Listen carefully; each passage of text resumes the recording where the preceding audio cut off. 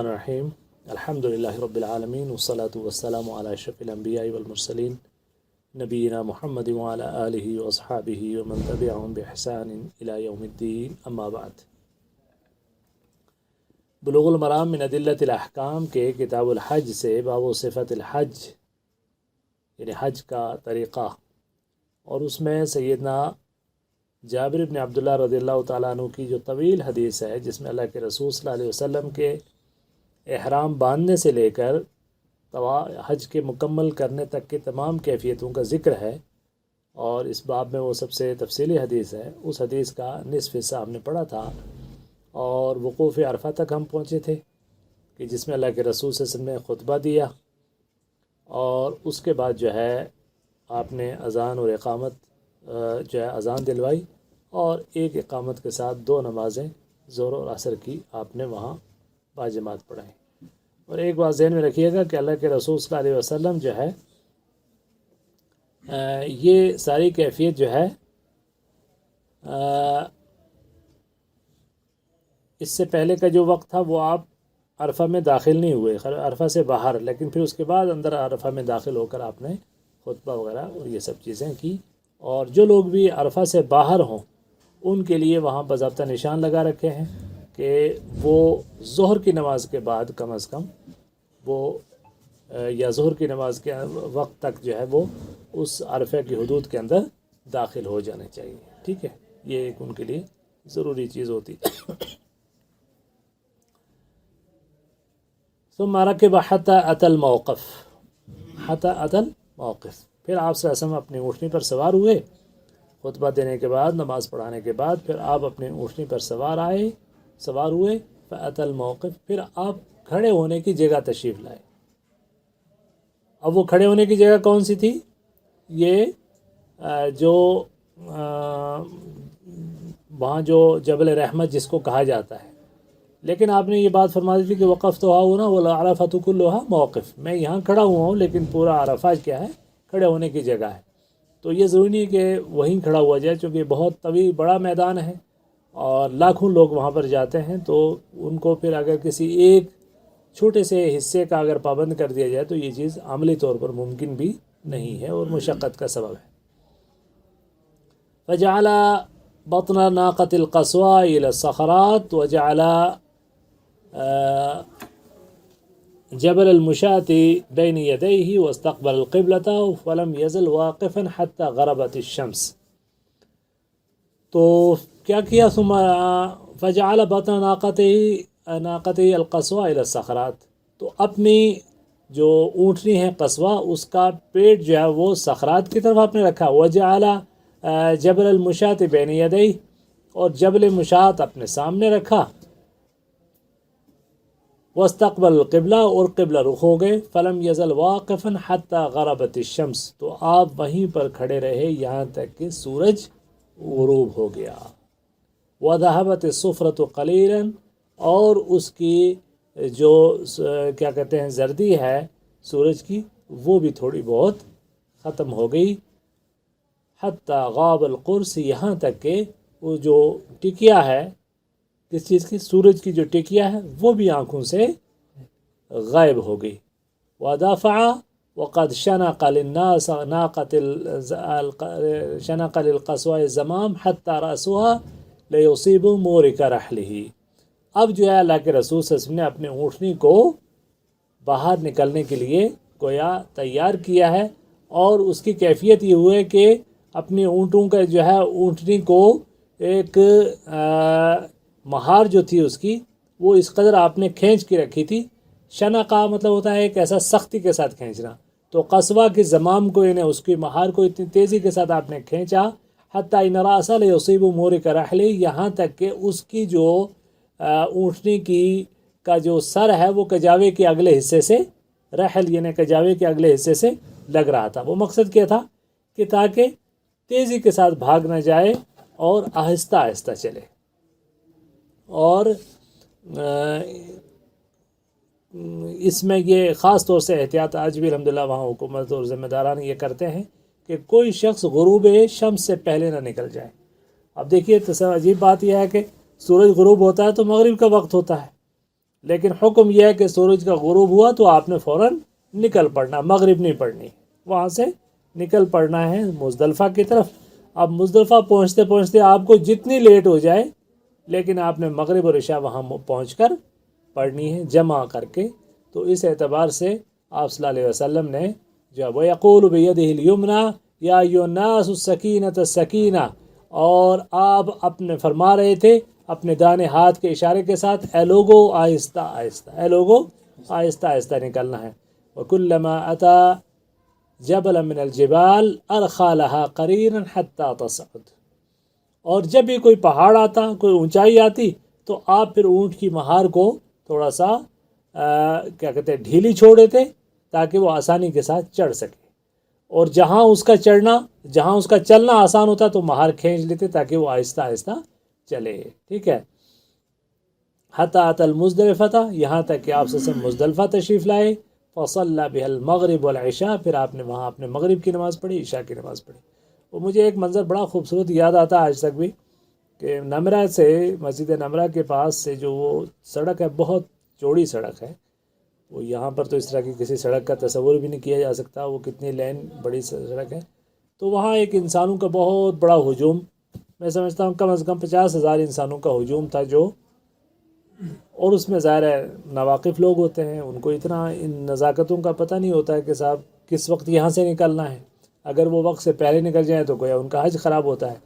تو سعودی نوجوان جو فوجی تھے، ان کی ذمہ داری تھی کہ وہ وہاں پر ایک ناکہ لگا کے اور روک کے رکھیں کہ انہوں نے، تاکہ وہ لوگ نہ نکلے۔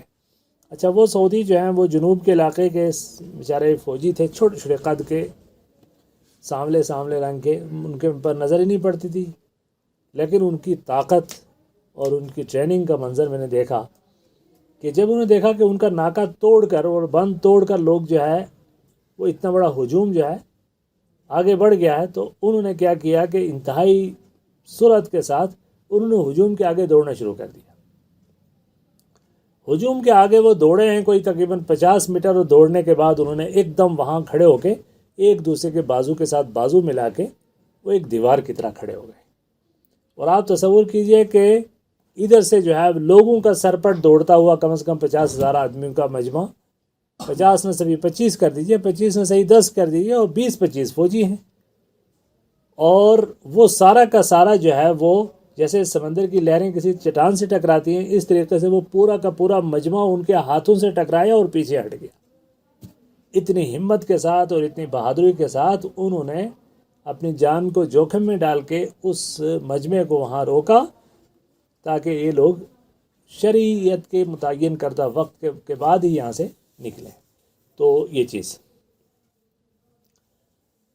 فصلی بها المغرب والعشاء، یہاں آپ نے مغرب و عشاء کی نماز پڑھی، بأذان واحد و اقامتین، ایک اذان اور 2 اقامتوں کے ساتھ، ولم یسبح بینہما شیئا، اور اس درمیان میں آپ نے کوئی نفل نماز نہیں پڑھی، ٹھیک ہے۔ ثم اضطجع حتی طلع الفجر، پھر آپ صلی اللہ علیہ وسلم لیٹ گئے یہاں تک کہ یہاں تک کہ فجر طلوع ہو گئی۔ اب آپ تصور کیجئے کہ مزدلفہ جیسی رات، لیکن اللہ کے رسول صلی اللہ علیہ وسلم کی سنت کیا ہے، اس موقع پر مزید کوئی نوافل نہیں، تہجد کا معمول بھی نہیں، بلکہ وہاں اب آرام کرنا ہے، چونکہ اگلا دن انتہائی مشقت بھرا ہے۔ تو ہر مقام پر جو عبادتیں ہیں، اس کی جو عبادت شریعت نے جو حدود متعین کی، اس کی پابندی ہی اصل عبادت ہے۔ اگر کوئی مزدلفہ میں ساری رات کھڑے ہو کے نفل پڑھتا رہتا ہے تو گویا اس نے صلاح خلاف سنت کیا ہے۔ اچھا، فصل الفجر حین تبین له الصبح بأذان و اقامت، پھر آپ نے فجر کی نماز پڑھائی جب آپ کے لیے واضح ہو گیا صبح کا نکلنا، ایک اذان سے اور اقامت سے۔ ثم رکب حتی اتی المشعر الحرام، پھر آپ اونٹنے پہ سوار ہوئے یہاں تک کہ آپ مشعر الحرام تشریف لائے۔ فاستقبل، مشعر الحرام جو ہے اسی طریقے سے مزدلفہ کی ایک خاص جگہ ہے جہاں پر آج کل مسجد ہے، مسجد مشعر الحرام۔ تو فاستقبل القبلہ، یہاں آپ قبلہ رخ ہوئے، فدعاہ وکبرہ وحللہ، پھر یہاں آپ نے خوب دعا کی، اللہ کی تکبیر و تحلیل کی۔ فلم یزل واقفا حتی اصفر جدا، یہاں تک کہ آپ نے خوب صبح کو روشن کر دیا۔ وہاں پر آپ صلی اللہ علیہ وسلم فجر کی نماز کے بعد دیر تک دعا کرتے رہے، گویا اب دعا کا وقت ہے، اب عرفات میں تصور کیجئے کہ عرفات میں ظہر اور عصر کی نماز ملا کے پڑھائیے تو گویا ظہر کا وقت ہے.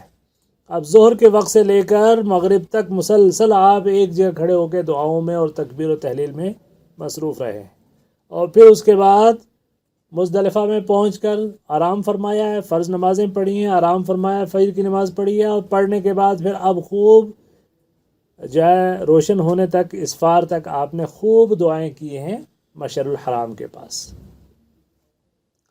اچھا، فدفع قبل ان تطلع الشمس، یہاں سے پھر آگے نکل گئے آپ سورج کے طلوع ہونے سے پہلے، حتی اتی بطن محصر فحرک قلیلا، پھر یہاں تک کہ آپ محصر کے درمیان میں آ گئے، محصر کی وادی میں پہنچے ہیں. فحرک قلیلا، تو یہاں پر آپ نے تھوڑا سا تیزی کے ساتھ کیا کیا ہے کہ تیز چلایا ہے اپنے اونٹنی کو، یہاں سے آپ نے تیز چلایا ہے. تو اب یہ محصر کون سی وادی ہے؟ کسی کو علم ہے اس کا؟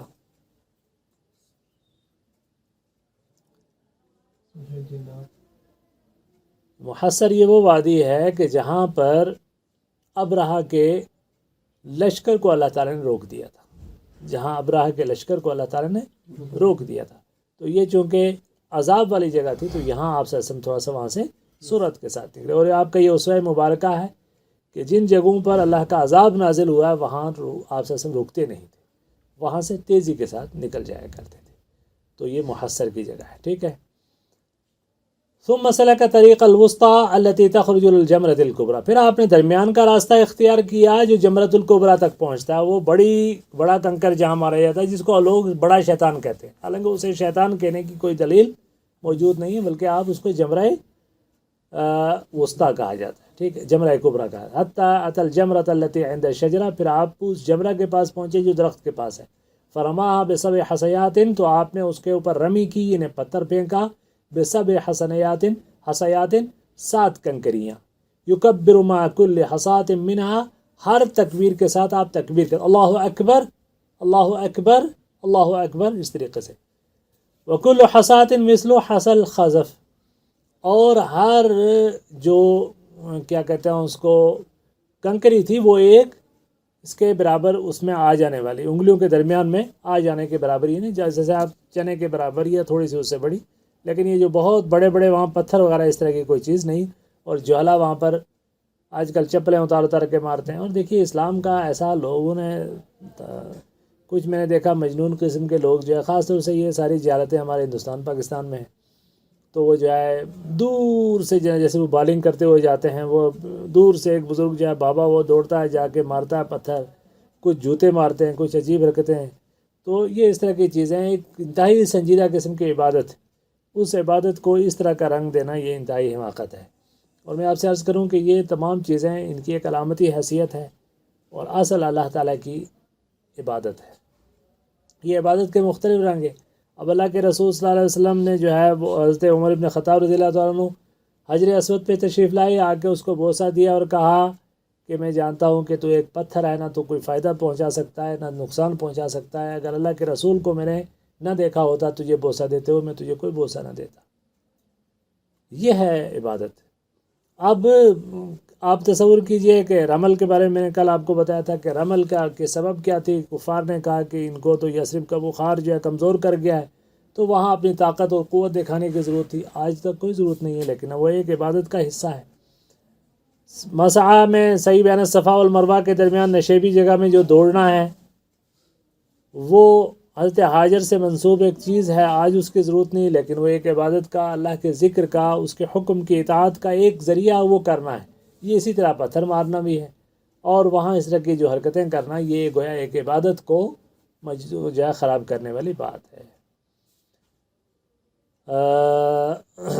رما من بطن وادی، آپ نے بطن وادی سے، نشیبی جگہ سے آپ نے مارا. آج کل تو اس کے پورا نقشہ بدل چکا ہے، وہاں ملٹی سٹوری جو ہے وہ بن چکے ہیں پلیٹ فارم، جہاں سے بڑی آسانی کے ساتھ مارا جا سکتا ہے لوگوں کو نقصان سے بچانے کے لیے. ثم انصرف الى المنحر فنحر، پھر آپ منحر کی طرف، یعنی اونٹ ذبح کرنے کی طرف تشریف لے گئے قربان گاہ میں، اور آپ نے اونٹ ذبح کیے. ثم رکب رسول اللہ صلی اللہ علیہ وسلم فافاض الى البیت، پھر آپ صلی اللہ علیہ وسلم سوار ہوئے اور بیت اللہ کا طواف کیا اس کو طواف افاضہ کہا جاتا ہے. فصلی بمکۃ الظہر، پھر آپ نے مکہ میں ظہر کی نماز پڑھی. اچھا، یہ جو طویل حدیث ہے اس میں مختلف قسم کے مسائل. ہم نے سب سے پہلے ہی چیز جو ہم نے پڑھی تھی اس میں کیا تھا کہ سیدہ اسماء بنت عمیس رضی اللہ تعالیٰ عنہا کو نفاس کا معاملہ درپیش آ گیا، وہیں پر آپ کی ولادت ہو گئی. تو اللہ کے رسول صلی اللہ علیہ وسلم نے ان سے کہا کہ آپ جو ہے وہ اس طریقے سے لنگوٹ کس لیں اور چلیں. تو اس طرح کی وہ تمام عورتیں کہ جن کو اس طرح کا کوئی شرعی عذر درپیش آ جائے اور وہ اس حالت میں ہوں جس حالت میں نماز پڑھنا جائز نہیں ہے، تو ان کے لیے طواف بھی جائز نہیں ہے. تو آتے ہی جو طواف قدوم ہے یا کوئی بھی طواف ہے اس وقت تک وہ انتظار کریں گی جب تک کہ وہ پاک نہ ہو. البتہ باقی جو ارکان ہیں وہ سارے کے سارے ارکان وہ وقوف عرفہ ہے، منا ہے، مزدلفہ ہے، سب وہ ایسے ہی عام ادا کریں گے. صرف ان کے لیے طواف اور سعی نہیں ہے. ٹھیک ہے، تو طواف قدوم بھی اگر ان کا نہ ہو سکے کوئی بات نہیں، وہ ڈائریکٹ سارے کے سارے ارکان ادا کریں. سارا معاملہ آ جاتا ہے کس پہ؟ طواف افاضہ پر. اور آپ نے پڑھا پہلے بھی کہ جو تحلل اصغر کہ ترتیب کے اعتبار سے 10 تاریخ کو کیا کیا ہوتا ہے. سب سے پہلے 10 تاریخ کی صبح اٹھ کے مزدلفہ میں فجر کی نماز پڑھنی ہے، مشعر الحرام کے پاس آ کے دعا کرنی ہے، پھر وہاں سے نکلنا ہے. آج کل تو ترتیبیں بہت بدل گئی ہیں، لاکھوں لوگ ہیں، حکومت نے ترتیب ایسے کر رہی ہے کہ بہت پہلے وہاں سے نکال دیتے ہیں. لیکن بہرحال جن لوگوں کے لیے آسانی ہو تو وہ اس ترتیب کے مطابق عمل کریں تو زیادہ درست ہے. تو پھر آتے ہی آ کے جمرہ کبریٰ پر کنکری مارنی ہے اور اس کے بعد پھر جا کے نحر کرنا ہے، قربانی کرنی ہے. قربانی کرنے کے بعد آ کے حلق اور قصر کرنا ہے، بال مڈانا ہے اور یا بال کٹوانا ہے. اور پھر اس کے بعد جا کے کیا کرنا ہے؟ طواف افاضہ کرنا ہے. اب یہ قربانی کرنے اور حلق و قصر کے بعد تحلل اصغر ہو جاتا ہے، آدمی آدھا حلال ہو جاتا ہے. اس آدھا حلال ہونے میں کیا ہے کہ اس کے اوپر باقی ساری پابندیاں احرام کی ختم ہو جاتی ہیں. خوشبو بھی لگا سکتا ہے، کپڑے بھی پہن سکتا ہے، لیکن جو میاں بیوی والے ہیں وہ ایک دوسرے کے قریب نہیں ہو سکتے ہیں. پھر جب وہ طواف افاضہ کریں گے تو ان کے لیے ہر چیز جائز ہو جائے گی، وہ تحلل اکبر ہو جائے گا مکمل طور سے. تو اب جو لوگ عذر والے ہیں، خواتین اس طرح کی ہیں، تو ان کو پھر اتنے دن انتظار کرنا پڑے گا جب تک کہ وہ پاک ہو جائیں. تو پھر اس کے بعد انہوں نے کیا کرنا ہے کہ طواف افاضہ کرنا. اور ترتیب کے اعتبار سے طواف افاضہ کے بعد پھر واپس عرفات چلے اور کیا نام منا چلے آنا ہے، اور 3 دن تک وہاں رہنا ہے، اللہ کے ذکر میں مشغول رہنا ہے. 11، 12 اور 13 کو، 11 یا 12 کو بھی نکل سکتے ہیں. اور کیا کہتے ہیں وہاں پر روز کے معمولات میں یہ ہے کہ جا کے تینوں جمرات پہ کنکری مارنی ہے اور طویل وہاں پر کھڑے ہو کر دعا کرنی ہے. یہ ساری کی ساری عبادت ہے. تو اب جو لوگ رہ گئے ہیں تو انہوں نے پھر بعد میں طواف افاضہ کر کے نکلنا. اب ایک مسئلہ اور درپیش یہ آتا ہے کہ وہ خواتین کی جن کی ٹکٹ بن چکی ہے وہ دور ممالک کی ہیں، اور ان کے لیے اب کوئی ممکن نہیں ہے انتظار کرنا، یا ان کا ویزا ختم ہو رہا ہے، ان کی دوبارہ ٹکٹ نہیں بن سکتی، ان کا جو محرم ہے یا ان کا گروپ ہے وہ ان سے چھوٹ سکتا ہے. تو ایسی صورت میں ایسے خواتین کو یہ اجازت ہے کہ ان سے اہل علم نے یہ فتویٰ متفقہ طور پر دیا ہے کہ اب ان کے لیے طواف کی جو طہارت کی شرط ہے وہ گویا ساقط ہو گئی ہے. وہ اپنے لیے جو سینیٹری پیڈز وغیرہ اچھے طریقے سے استعمال کر کے وہ جائیں، جا کے طواف کریں، طواف افاضہ کریں، سعی کریں اور اپنے سفر پہ نکل سکتی ہیں. لیکن جو سعودی عرب کی خواتین ہیں، جو قریب کی خواتین ہیں، خلیجی ممالک کی، جن کے لیے دوبارہ آنا آسان ہے، تو وہ پھر جو ہے بعد میں چلے جائیں اور واپس آ کے دوبارہ طواف افاضہ کر کے اپنے آپ کو گویا حج کی تکمیل تب جا کر ہوگی. تو یہ حج کا طریقہ جو اس طویل حدیث کے اندر بیان ہوا ہے. تو انشاءاللہ اب یہ سلسلہ آگے بھی چلے گا. سبحانک اللہم. احرام مطلب جو لباس ہوتا ہے مردوں کا، اس کے علاوہ احرام میں باقی جو چیزیں ہیں وہ عورتوں مردوں میں برابر ہے؟ مطلب عورتوں کے لیے احرام کا کوئی الگ سے کپڑا نہیں ہے، وہ کچھ بھی پہن سکتی ہیں. صرف اتنا ہے کہ انہوں نے اپنے چہرے کو جو ہے کیا کہتے ہیں اس کو ڈھکنا نہیں ہے. چہرے کے اوپر کپڑا تو ڈال سکتی ہیں بوقت ضرورت، لیکن کوئی سلا ہوا جو نوز پیس وغیرہ اس ٹائپ کا نقاب اپنے چہرے کے اوپر وہ نہیں ڈال سکتی ہیں. باقی خوشبو لگانے کی اور جو آپ نے بالوں کو اکھاڑنے کی یا اس طرح کی جتنی چیزیں ہیں ان کی انہیں پابندی مردوں کی طرح کرنی ہے. ٹھیک ہے، تو یہ ہے ان کے لیے. سبحانک اللہم و بحمدک نشہد ان لا الہ الا انت نستغفرک و نتوب الیک. السلام علیکم.